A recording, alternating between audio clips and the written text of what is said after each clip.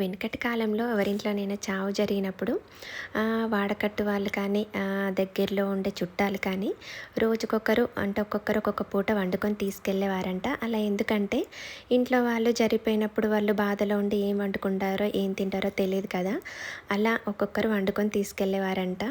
దాన్ని అప్పుడు మర్యాద చేయడం అనేవారు. అది కాస్త ఇప్పుడు ఎలా మారిందంటే మందు తాగే మగాళ్ళకైతే ఓ మందు బాటిల్, లేడీస్కి అయితే ఓ థమ్సప్ స్ప్రైట్ బాటిల్ తీసుకొని వెళ్ళి ఓ మిక్చర్ ప్యాకెట్ తినిపించేసి అలా మర్యాద చేసి వస్తున్నారు. పాత పద్ధతులు పాటించే వాళ్ళు ఇప్పటికీ కొంతమంది ఉన్నారనుకోండి.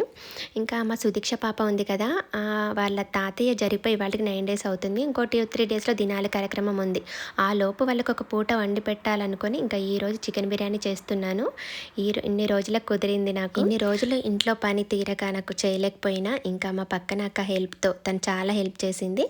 ఇంకా చికెన్ బిర్యానీ చేసి వాళ్ళకి ఇచ్చాను. యాక్చువల్గా ఈరోజు గురువారం, నేను మా వారు నాన్ వెజ్ ముట్టము. నేనైతే పెళ్ళికి ముందు నుంచి గురువారం ఫాస్టింగ్ ఉంటున్నా. పెళ్ళైన తర్వాత మా వారు నా కోసం ఉంటున్నారు. ఇంకా నేను టేస్ట్ చూడను కదా, ఆ అక్క టేస్ట్ చేసి చాలా బాగుందని చెప్పింది. ఓకే అండి, మీకేమైనా ఇలాంటి